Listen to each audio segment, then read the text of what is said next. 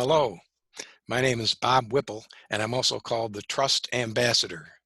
I'm here today with a friend of mine who's named Gregg Vanourek, and wanted to share some of the ideas that he has about leadership and about what's important in life. I think he's got a terrific philosophy. I saw him do a TEDx uh, uh, recording that was outstanding. If you want to go to the YouTube and look up Gregg Vanourek, you can see it yourself. It's about 20 minutes long or a little less. Gregg is the co-author of a book called Triple Crown Leadership. It's an award-winning book that he wrote with his father, who's also a good friend of mine. And it's just an outstanding book that goes into leadership in a very, very substantive way and gives some insights that you don't normally run into. So that's, I'm very grateful to have gotten to know Gregg and Bob. And Gregg spent quite a few years over in Stockholm working in the education industry in the business schools, and recently relocated to the Denver area. Gregg is a master and probably I think one of the leading people in the world on understanding and leading self. So that's what I wanted to focus this conversation on is how did you come upon that? How important is it? And what would you like to share with folks? Well, great to be with you, Bob. And yeah, I'm like my father, a student of leadership and very passionate about it. And one of the things that I observe as a practitioner, former executive of a startup, a tech startup, and a foundation, and working with leaders and entrepreneurs, is how difficult it is for many of us. It's so hard, it's so complicated, especially in a challenging world, challenging business environments, and how often people don't lead themselves well. And having that foundation of knowing thyself, as the ancient Greeks said, and leading yourself well as a foundation for the privilege of leading others, much less leading change in the world or in your organization, which are other aspects of my work. And I came across this, I guess, in multiple phases of my life. It kept coming back to me. But the first one, where I suppose, was in college. I took a philosophy course, Bob, where I was taught to learn the value of deep questions in life. And not always be so quick to rush to the answers, but to pause on the importance and the depth of the questions themselves. Questions like, who am I? What do I care about? What am I passionate about? What should I do with my life? Right, which is a question that never goes away. And then the next year, I took another course called Theories of the Good Life. And we had the opportunity to study for credit what people have said over the ages about what it means to lead a good life. And of course, in that course, the final paper was, what do you think it means to lead a good life? And those seeds were planted back then, and I continue to harvest even today. Is it because leaders typically get so wrapped up in the busyness and the strategy and leading others, all the challenges of leading others, especially in difficult times like this, that they kind of forget about, am I really doing the right thing for me long term? I think that's a big part of it. I mean, there are so many demands on leaders, so many things that sort of grip our attention to the moment, right? And so it's easy to get caught up in the short term, the immediate, the urgent, obviously the crises. But part of the job of the leader is to try to rise above and develop this meta skill of rising above to maintain a healthy perspective. And you can almost the perspective in terms of time, right? In terms of thinking about the vision of where we want to go and where we need to go as a group. And so being a steward of that, and so playing the long game, and also observing the dynamics of what's going on. And so, but it's easy to get pulled into the moment. Yeah. And the other aspects of that are sort of ego and fear, where we're just sort of reacting and we're worried about things.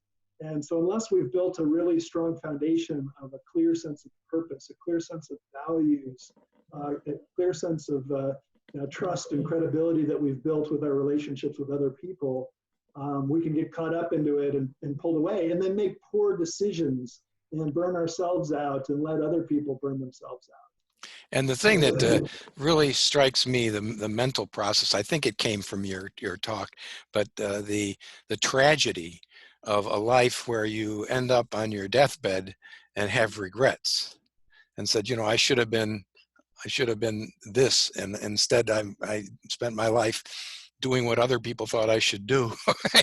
Yeah, I never took the time to really figure out what is it that God put me here to do. And so that, right? Is that what you're talking about? yeah. That's a big part of it. I mean, and again, back to the ancient Greeks, Aristotle said, "Plan with your whole life in mind," Hmm. right? And so try to get that perspective of, you know, will this stand the test of time? Will my decisions, will my behaviors, will my my activities, will I look back on this and will it hold up or not? And I guess the only quibble I'd say is I actually prefer the word design and not plan.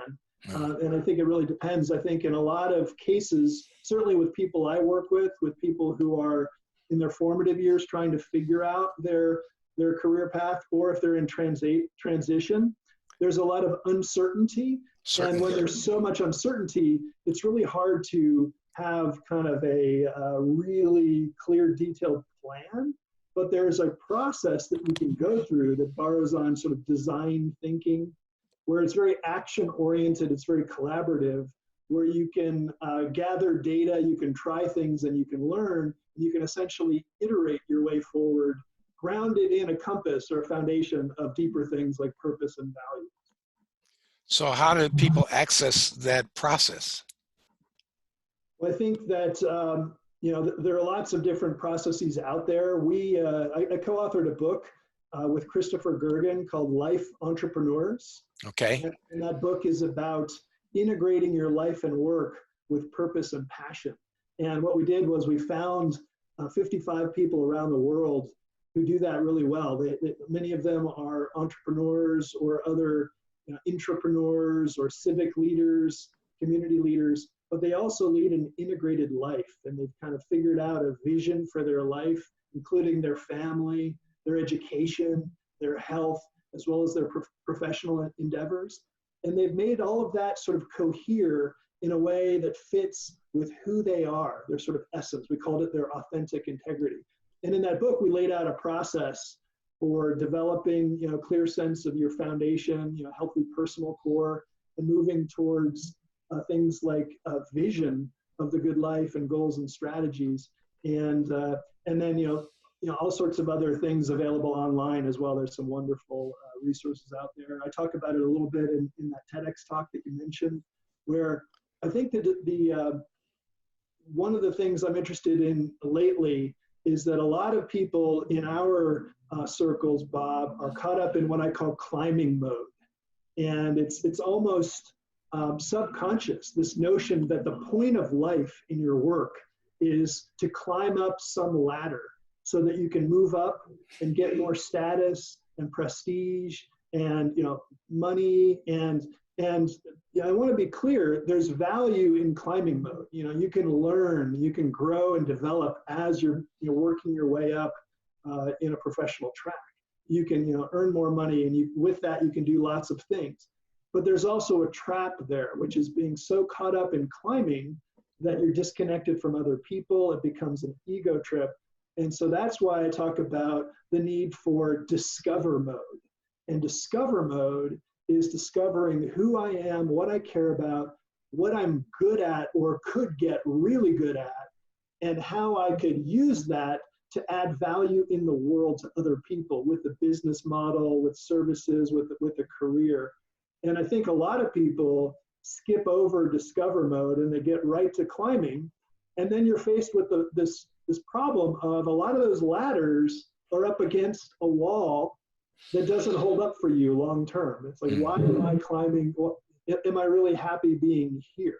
Hmm. And so much more time in a discovery process, not navel gazing. It's sort of action oriented. It's trying, it's learning, it's being very proactive and collaborative, but it's not just playing the short game and rushing into something because of these outside pressures that we feel from parents, from peers, from society, that you're supposed to do it a certain way.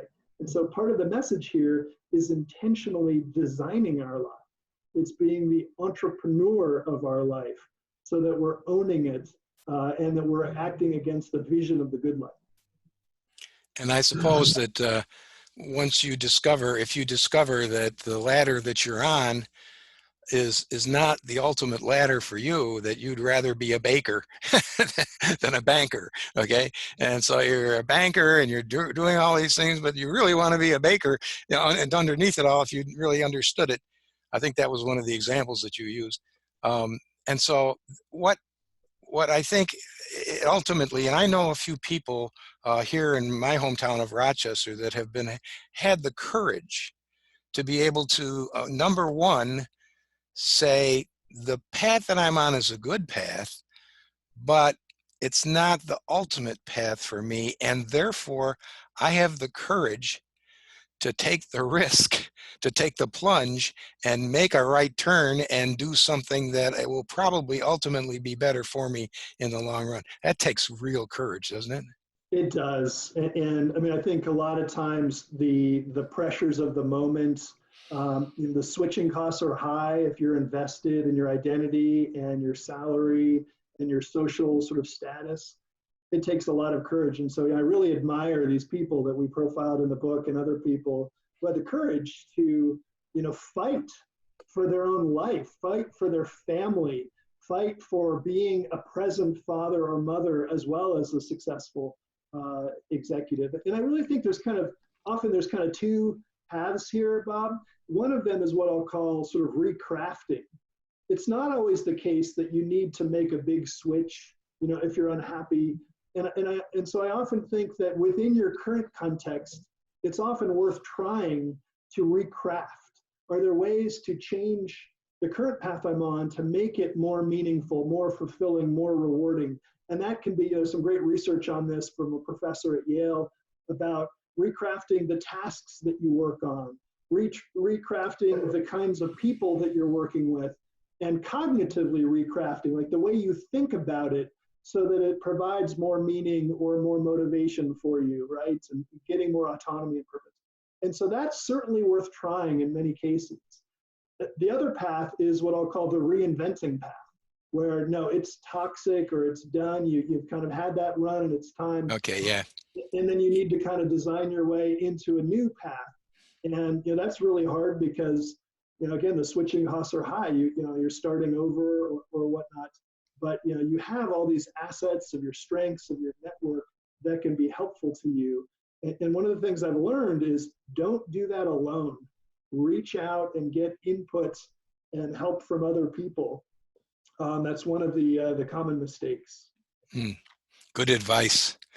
Somehow I feel that the whole COVID-19 situation for me has been one of those opportunities to make a vernier change. I'm still doing the same leadership work that I was doing before, but now I'm spending a lot more energy and time working in this kind of environment where I'm able to dialogue with someone like you that normally I probably wouldn't be doing this.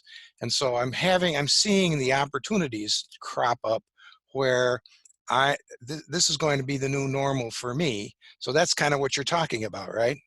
I think that's right. And there's no doubt that, the world has changed and is changing, and we're all changing in response. And I think one of the silver linings in this pandemic and the crisis, or the multiple crises the world is in, is that it calls the question. I mean, it really forces Right. us Yes. to You can't ignore re-examine. it. Can't ignore it, right? But it calls us to re-examine what is important. Hmm. And obviously, what are we going to do? How are we going to respond professionally, financially, and maintain our health? But it can be a wake-up call for many as well. I mean, I think there are a lot of transitions in life that are very valuable. potentially, but a lot of people skip over them because they're impatient and they just rush to do the thing. And so doing the inner work here during this time can be a great investment in setting you up for the next 5, 10, 20 years. Yeah, I think. that's And so, exactly how I have a feeling that I'm going to look back at the last month, last 6 weeks, as a real a benefit to my life long term, that it really made a change that was a positive one for me, and that I made the best of the opportunity. and I think one of the key things here is that the process is iterating between action and reflection, right? And I think in our modern world, back to where we started with this conversation, Bob, a lot of people are always just about action today and executing almost mindlessly. And so how do we build into our daily rhythms, into our weekly, into our monthly or quarterly and our annual reflection time? Bill Gates is great about building this into his calendar. And so that we actually bounce between action and reflection. And so, in Life Entrepreneurs, we called it warrior sage. Obviously there are times to be the warrior, to go out there and make stuff happen. But you also need to think about the strategy and the design and which hill are we going to go after. And that is very, very valuable, and I think underappreciated and underdone in today's world. Yeah, I agree completely, because I've done as a process every year for probably the last 30 years that I use New Year's Eve as the day, but I do that reflection work, and it really, I feel that it has allowed me to do more of what God put me on earth to do, and I'm happier about it. And it also allows me to say no to certain temptations that, well, you would say, you want to do this? No, that's not on my map right now. And so it allows me to maybe engineer my life a little bit better. Yeah, I think that things like an annual look like that are wonderful, opportunities to really check in.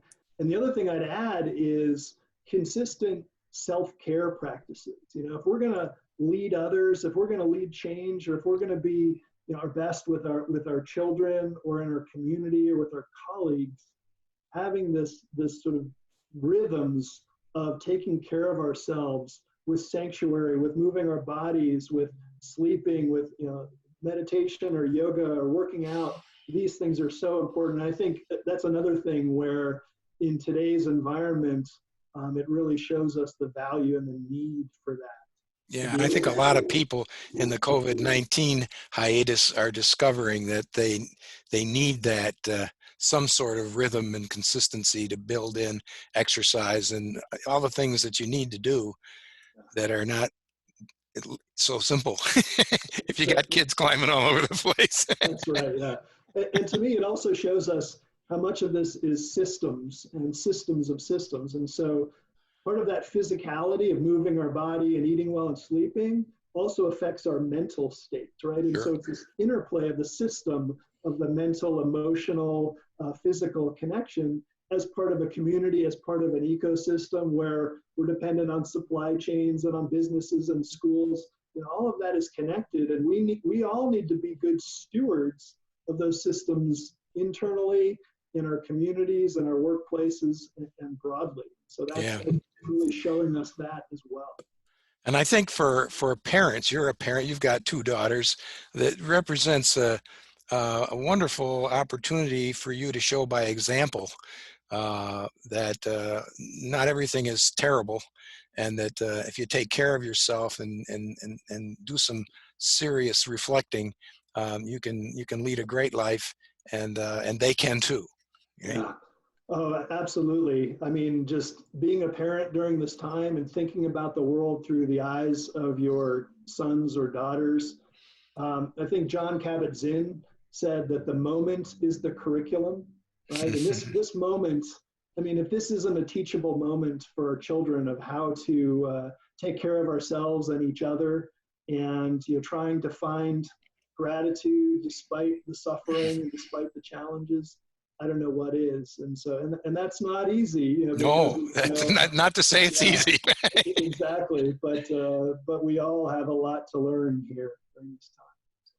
Well, Greg, it's been wonderful chatting with you about this topic because I've admired your work for some time and just wanted to just let our hair down a little bit and chat back and forth. And so thanks very much for taking the time to talk with me on this.